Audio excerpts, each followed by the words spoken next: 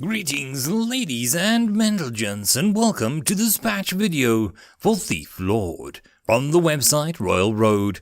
This patch video will contain chapters 33 and 34, and as always I hope that you enjoy, and if you do, please consider subscribing to the channel.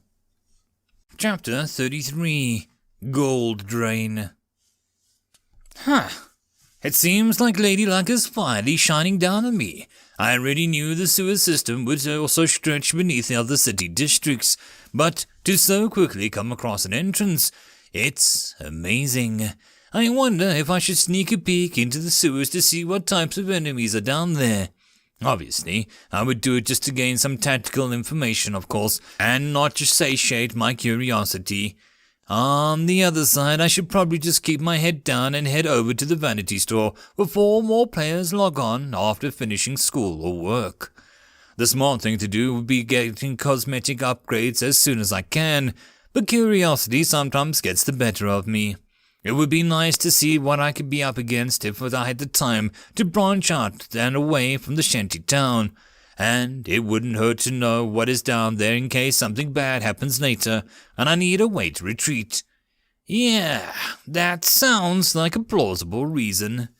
Climbing down into the sewers, I am met by an intense stench, far worse than the sewers back in the shanty town. Instinctively, I pinch my nose shut. I'm a half a mind to climb back out and never come back down here with the sound of roaring waterfall reaches my ears. My interest is more piqued. I inch my way down the corridor, being extra careful to keep an eye out for any traps. I don't know what level this zone is, but I feel like I can't be too careful when it comes to this place. The corridor is rather short, and I don't walk for more than 50 meters until the corridor tilts and opens up into a large cavern. Peeking around the corner, my jaw drops as I look out over a gigantic cistern, located directly beneath the market district. The cavern is nearly 300 meters across, and I can't even see the bottom of where I stand. The walls are made out of perfectly chiseled blocks of stone, and there are large alcoves located in the high up along the dark walls. 6 evenly placed rivers of raw sewage enter the edges of the cavern, depositing their filth deep into the depths below. The sight is beautiful in a disgusting and unsanitized sort of way. It's so mesmerizing, I even forget to hold my nose shut while I stare at the beauty of it all. The stench eventually grabs a hold of my attention, and I turn to leave when I notice a few of the natives only a short distance away. It's a group of bipedal creatures, hunched over with thick brown fur. They are wielding an assortment of rusted weapons and armor, and they have as much more beady eyes that scan the surroundings attentively. I inspect the closest creature. Ratman Scout, 21, HP unknown out of unknown. Yeah, I'm out of here. Turning around, I sprint back down the corridor. This place is way above what I can handle at the moment, but I'm glad that I at least know what's down here. Practically leaping out the sewers, I take a moment to make sure that the hatch is properly sealed behind me. I don't know if it's possible, but I'd rather not risk any of those ratmen following me up here. Those little buggers looked like they could actually climb a ladder. The remainder of the trip is rather uneventful. The sewer entrance was the only 2 blocks away from the vanity store, and the store itself is rather secluded corner of the district. Since most people don't have a coin to spend on frivolous things as cosmetic upgrades as of yet, the store is completely void of people. Actually buying the cosmetic upgrades isn't that hard, but it certainly puts a dent in my wallet. Fully customizing my gear usually costs roughly 30 gold, but seeing as I use an item kit as a template, I manage to circumvent a majority of the costs. The kit's appearance aren't flashy, so I can't say that I really get a bang for my buck, but it more than serves its purpose. The set is considered a single item, as it covers both my chest, leg, and feet slot for all the prices of one. That leaves me with only needing to customize the head, shoulders, and glove slot. Therefore, instead of spending 30 coins on an upgrade, I get away with paying 15 gold coins. It's not the highest amount of money, but I'd rather prefer if I didn't have to waste it on frivolous things like this. Finding items to replace the helmet and gloves are easy, considering I also have the spectacles and knuckle dusters from earlier. I didn't have a cosmetic template for the shoulder slot, but I could replace it with a general shop-owned template for a small extra fee.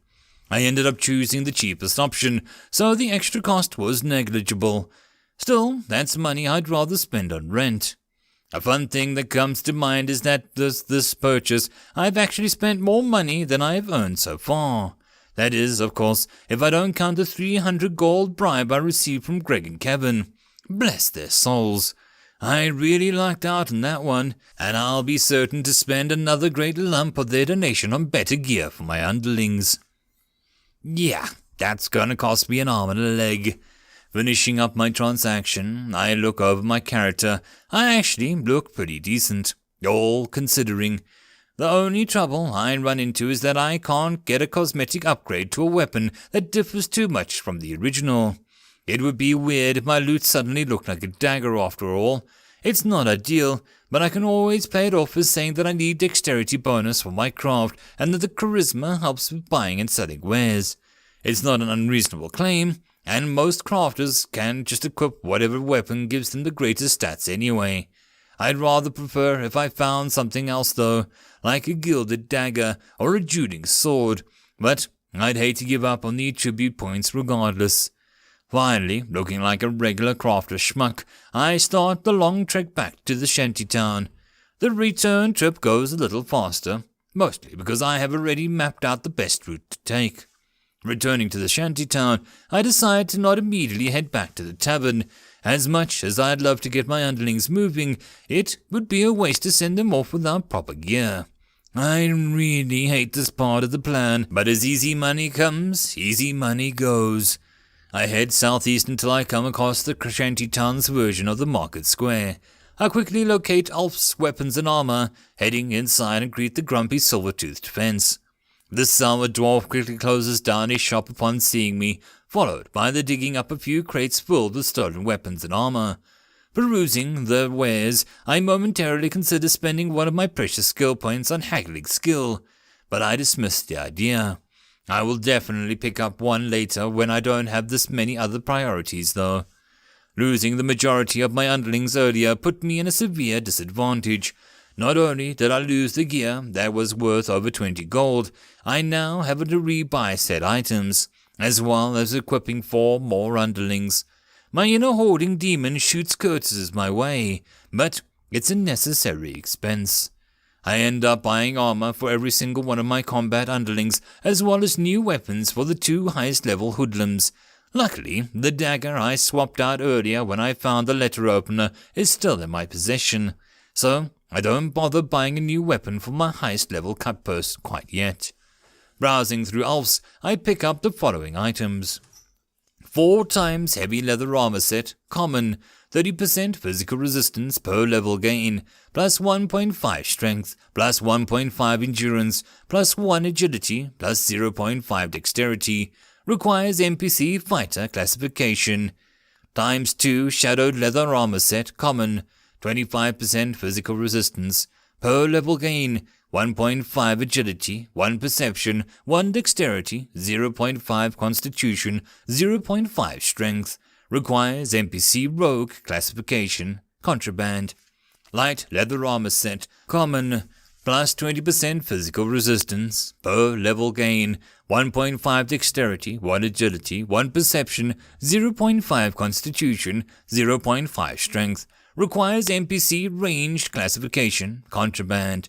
2 times thick short sword, common, 19 to 22 slashing damage, plus war strength, plus 2 dexterity, requires level 7, contraband. The transaction cost me a staggering 40 gold coins, 8 silver, and 5 copper. It almost feels like throwing gold down the drain, but it is worth it. At least Alf was decent enough bloke to knock off 1 gold discount for buying wares in bulk. My dad would probably slap me silly if he knew I spent 40 euros on buying clothes for a couple of computer programs though. Any normal player would probably shake their heads at my frivolous spending, but the bonuses I get from equipment is too valuable. The amount of gold that I spend is huge, but it is not as bad as it looks. The problem with equipping gear in role-playing games is that higher level you rise to, so does the need for more powerful equipment. While this is true for me, it is not the case for my underlings. Being NPCs, they are bound by a different set of rules. Instead of equipping singular items as a player would, the NPCs use scales of the item set. This means that they can use the same set of gear at level 1 as they would at level 100. This alleviates the need for me to spend endless amounts of money on equipping my underlings every few levels without going bankrupt. I'm not quite as lucky when it comes to weapons though, but luckily for me, there are plenty of common grade weapons dropped by humanoid monsters and enemies throughout the world. They may be the worst weapons of the lot, but it sure beats buying new ones all the time. Storing the loot in my inventory, I bid the scowling dwarf goodbye and head out. It's been a fruitful day of shopping, and I think I've done everything that I can to prepare my underlings for the struggles ahead. I make a good time heading back towards the tavern, only taking a slightly detour to pick up my stuff from the container that I hid in the warehouse. With my charisma attribute back to 55, I head into the tavern and resume command over my loitering underlings. As I hand out the new gear to my underling, Cobra walks up to me. "I'm glad you're back, boss. Was getting a little crowded in here." He grunts his raspy voice. "I like the new digs. Proper gear for good stabbing, I reckon." He grins with pleasure, taking a few practice swings with his new short sword. "I'm glad you think so. You'll be using it soon. We're heading down into the sewers to grind some experience for the new recruits." "Ah, excellent. Nothing beats a good old rear kicking and train the new fresh meat." He grins maniacally. "Almost as fun as taking fresh young wench for a spin, that is." He laughs, slapping his belly as he inhales sharply. I scratch my head. This new guy is kind of, odd. I like that he gets cheerful, but I didn't expect him to have this much personality. Sure, it's nice that I finally have someone to talk to and all, but I wasn't really expecting him to talk to poor man's version of a frat boy. Do I like this? I'm not sure. If he keeps this up, though, I might start to think that I was better off when he was a mute. Maybe he'll grow on me. Maybe. Hopefully. Who am I kidding? Of course he will. Our crusade through the sewers is actually kind of dull. There is a hell of a lot of us, and we hardly fit into the narrow corridors down here. These corridors were designed to support a party of 5, maybe 6 players, and that would be stretching it. There are 9 of us now, and it doesn't leave us much elbow room to walk around. I've pretty much given up on being any help during this grind, and I've reduced myself to walk solemnly at the back, spamming my skills and spells as often as the timers and my mana permits, only to occasionally walk up to the front and disarm any traps that we come across. My underlings certainly don't need any help fighting the monsters down here. With Cobra being an elite underling, as well as being supported by several of my higher level underlings with top-notch gear, the fights are ridiculously easy. Not only is the monster ranging from level 4 to 6, but my underlings are so numerous and vastly overpowered. It isn't even a challenge. This is completely different from when I played as a necromancer, where I didn't have the option of equipping all my skeletons with this kind of gear. Thief Lords sure have it good, don't they? Normally, being this overpowered wouldn't bother me, but the going is too slow. We may slay heaps and bounds of more monsters now than we have ever done before, but the gains are abysmal. Not only do they provide next to no experience points when they die, but they also have reduced item drop rates at lower levels they are. This is dreadfully inefficient, and I might have to go look for some better hunting grounds soon. The only positive gain from this little excursion, though, is that it's a perfect leveling ground for my low-level underlings. After a good 7 hours of grinding, my spotters have reached level 6 and 5, and my 3 freshest underlings have pushed up into level 4. The loot I've gained is hardly worth mentioning, so I guess it's time for me to call it quits. It wasn't very fun, and it would reduce the experience gains. There was hardly any point in keeping grinding down here. The most important thing is that all my underlings can at least participate in combat without being a complete liability. No, if I am to get anywhere, I need to change the hunting ground. Due to the little scouting around the district, I figured that the shantytown sewers spawn monsters ranging from level 4 to 9. Naturally, I would think that I still have plenty of level-appropriate monsters to slay, but there is a slight problem. Appropriately leveled monsters are all in the eastern parts of the sewers. Normally, this wouldn't be much of an issue for me, but it takes me dangerously close to the areas where Greg and Kevin are currently grinding. I could risk it and go down there to take the grind, but a single slip-up could mean the end of my character. If the Dark Pegasus Guild figures out that there is a thief lord loose in the city, one that has also discovered a secret leveling zone in the sewers, then I'd be royally screwed to such an extent that I wouldn't even have a snowball's chance in hell of ever recovering from the blow. That's why I need to figure out where the leveling zone from level 10 to 20 is located. I already know where the market district houses level 20 plus monsters, so that should narrow it down where I can find the appropriately leveled monsters. Luckily, the number of districts in the city are in single digits, and since these games usually follow a linear pattern of progression, it seems reasonable to predict where the next zone is supposed to be. While the Noob district to the southwest holds monsters ranging from level 1 to 3, and the Shantytown has monsters from level 3 to 9, the next leveling zone must be one of the 3 nearby districts. Since I already know Market District to the north has monsters of level 20 range, that leaves the Harbour District to the northeast and the Residential District to the northwest. Going by sheer gaming logic, it is reasonable to assume the appropriate leveling zone to be the harbour. My harbour shares a border with the majority of Shantytown and is thus much more easily accessible. Also, since the residential district is so ludicrously huge, I can safely assume that the sewers under that district should contain monsters spanning over a much wider range than the level 10 to 20. This is just pure speculation, but gaming logic is almost always applied to these sorts of scenarios, and all the warning signs pointing towards the harbour. So, what am I wasting my time around here for? Let's see the Harbour District has to offer. End of chapter. Chapter 34. Dogpile. Well, it seems like my speculations were spot on. Our little group spent a short while scouring through the back alleys of the Harbour District until we finally came upon an entrance to the sewers. I could have tried to make my way over there below ground, but I'd rather save time by going there directly. It's not like there are a lot of players walking around as of yet, and I do have a sizable enough force to scout the area and help me look for an entrance. The combination of my cutpurse and spotters work especially well together in this endeavour. Slipping into the sewers, our little army spreads out in a defensive formation. My hoodlums take point, supported by my cutpurse on the flanks and the spotters in the back. I'm walking safely between the spotters, making sure to keep the wall of hoodlums safely between me and whatever horror lay down here. The highest level cutpurse has already scouted out the place and confirmed that there are monsters within our level range ahead. I just don't know what yet, since our sign language isn't that sophisticated. The first thing we come across is actually not monsters, but a trap.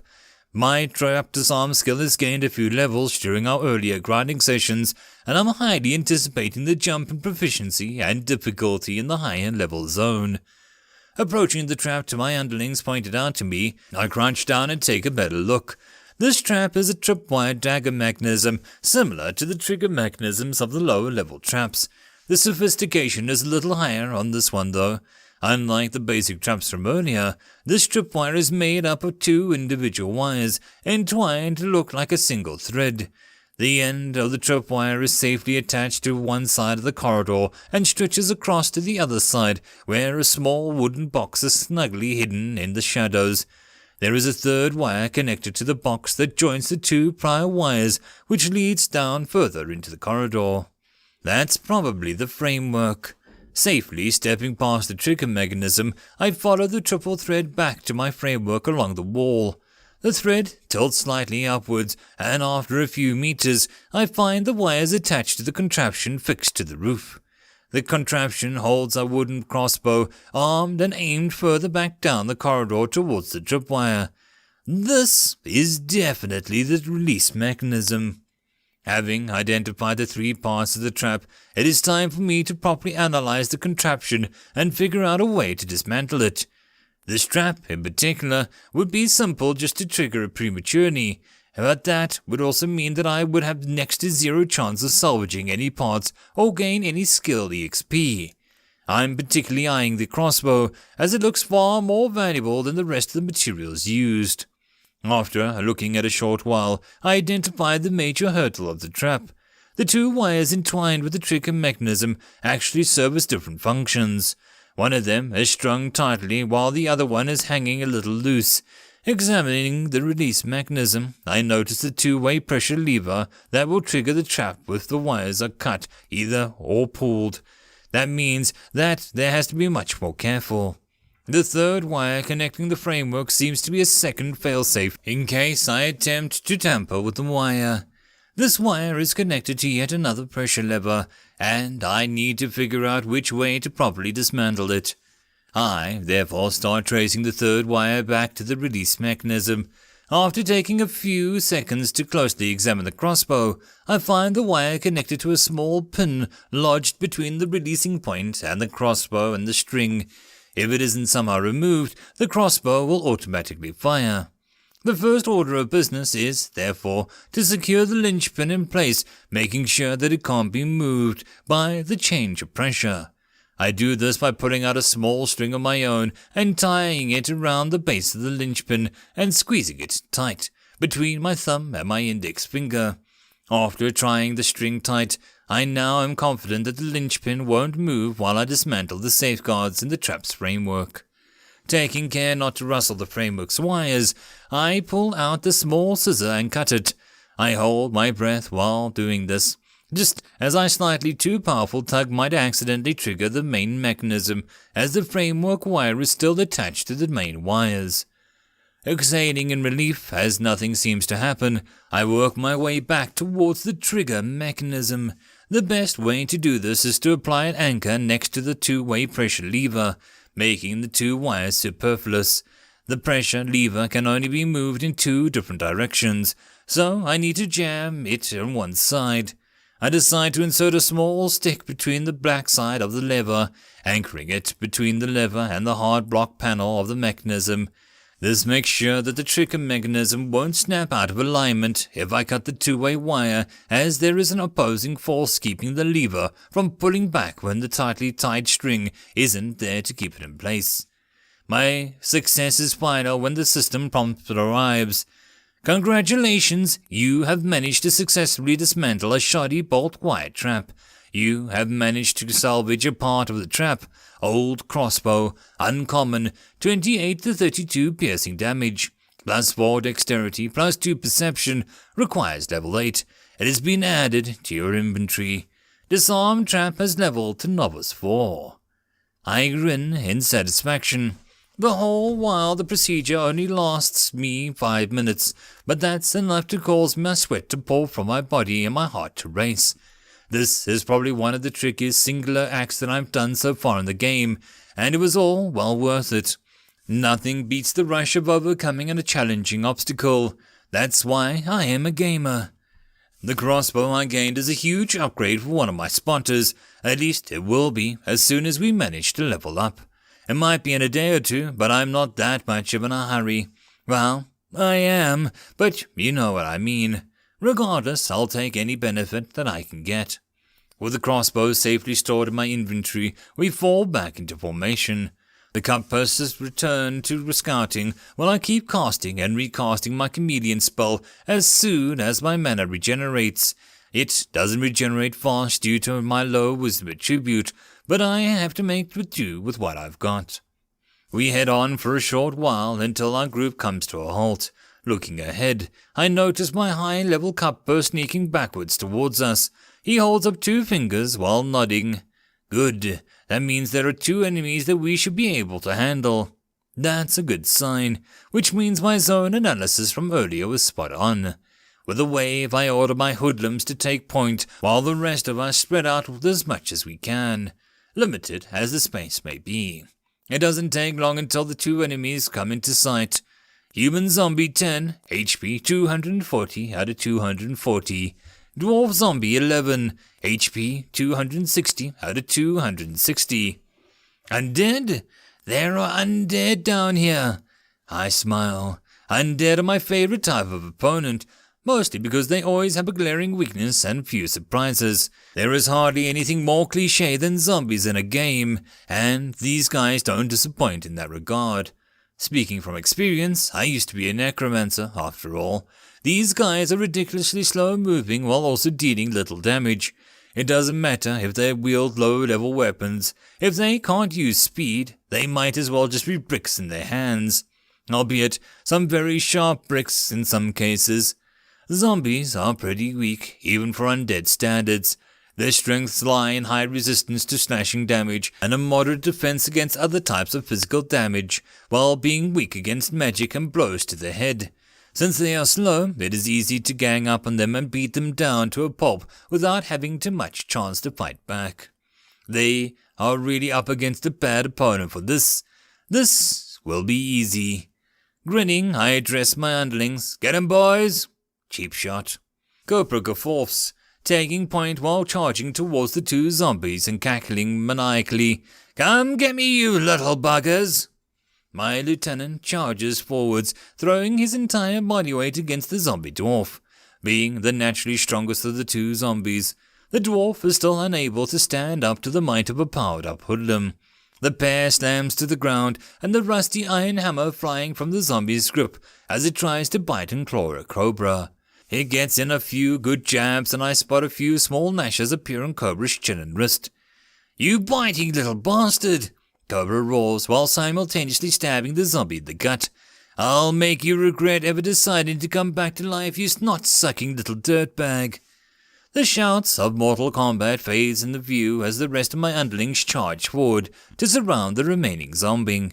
My dwarven hoodlum takes point and is currently dodging the slow blows of the zombie's rusted shortsword.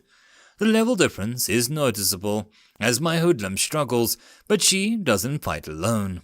The zombie already has a bolt and a throwing knife embedded in its torso, while the Achilles heel has been cut from the cut purse. The two hoodlum half-orcs have taken up flanking position, but they are hesitating to attack, as they might not survive a single swipe from the much stronger zombie. No matter how I look at it, this isn't an easy fight. We may be slowly whittling down the enemy, but due to the level difference, my underlings will take a fair amount of damage. Cobra is faring worse, but luckily he is also the underling with the largest health pool. During the nature of his fight, it's difficult for the rest of my underlings to pitch his limbs are flying everywhere. You approach that battle only at your own risk. Cobra isn't entirely on his own though, as a low-level cutpurse decides to help him out. She isn't too much of a difference, but she at least managed to get a few shallow gashes into the dwarven zombie's face. If anything, she'll probably gain a whole lot of experience from this fight. Standing at the back, I can't help but feel a little useless. I wish I had a few more skills to help out, but the situation is what it is. If this large army of underlings can't manage this much on their own, then I have bigger problems to worry about than lack of skills.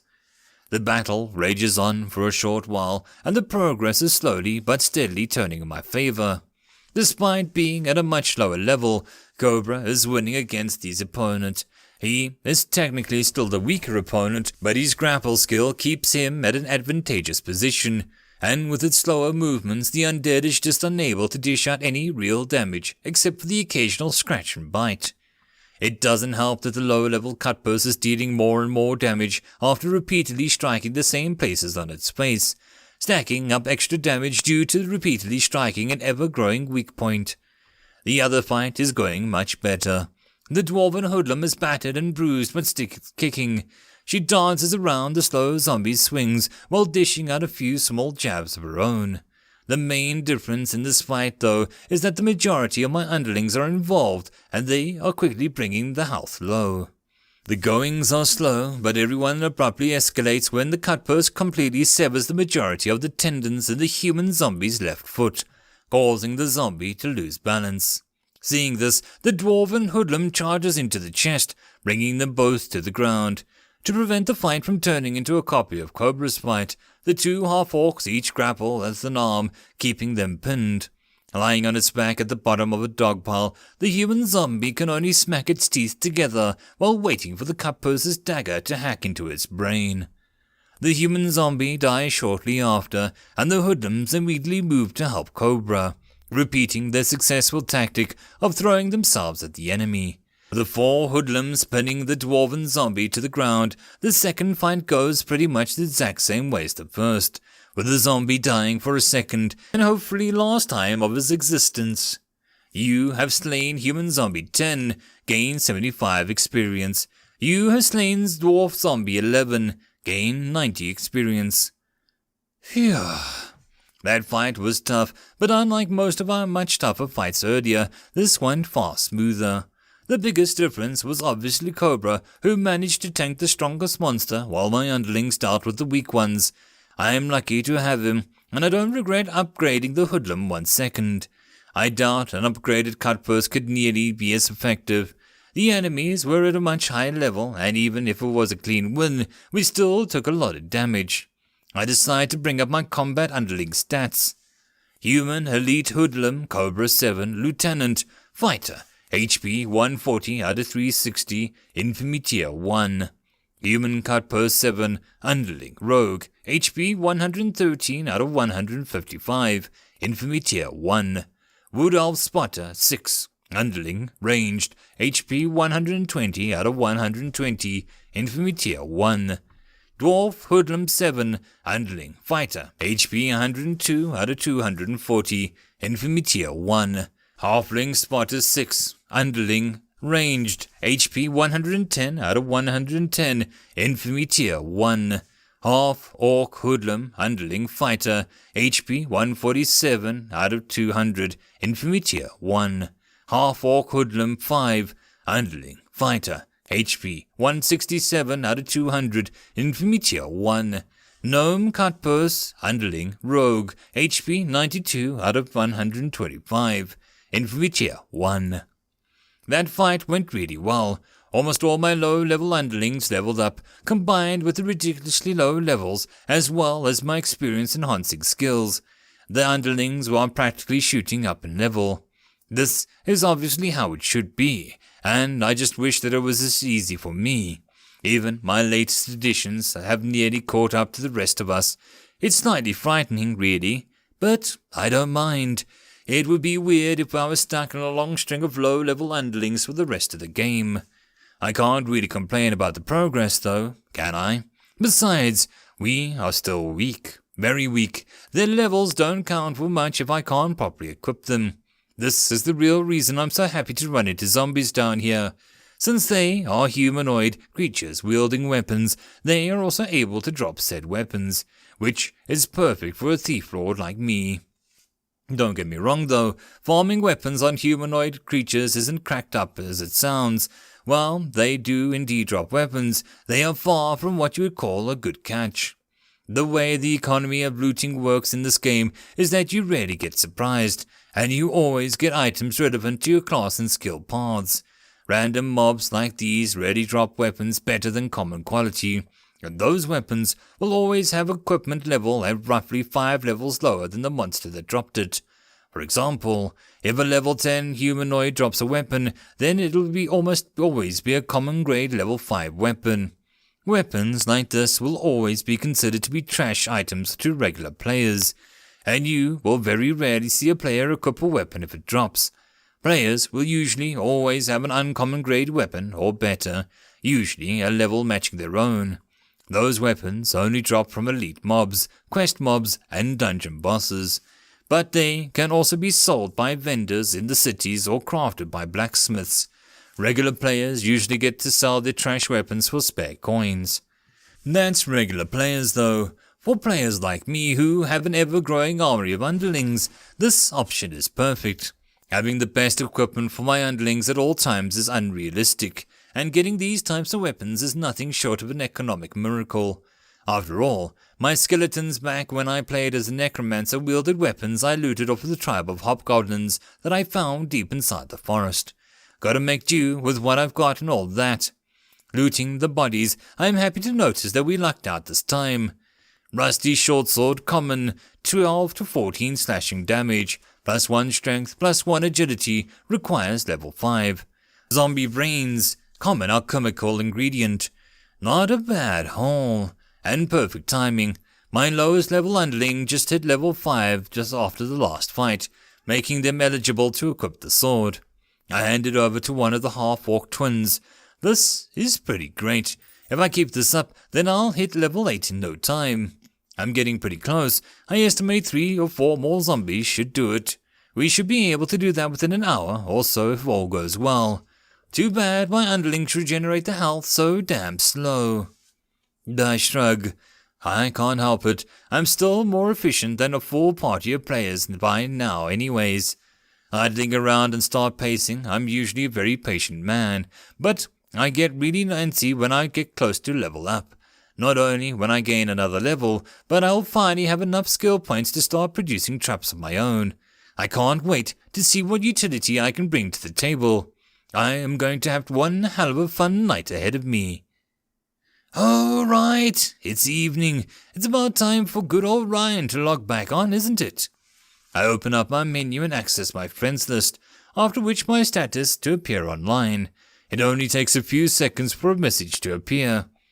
Anna L. Windrider writes, Ryan, we need to meet. That sounds ominous. Ryan Orn Stabberton writes, Oh, hello, Anna. Is something the matter? The reply ticks in almost immediately.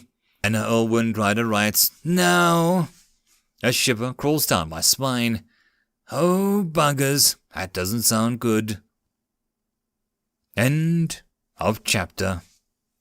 And that, my friends, concludes this match video. If you enjoy the story, please don't forget to go and show the author some support. And if you wish to support this channel, there are links down below. The easiest way to support this channel would be to subscribe and share as much as possible to help this channel grow. And I'll see you all in the next video, and until then I hope you all keep well and safe. Cheers.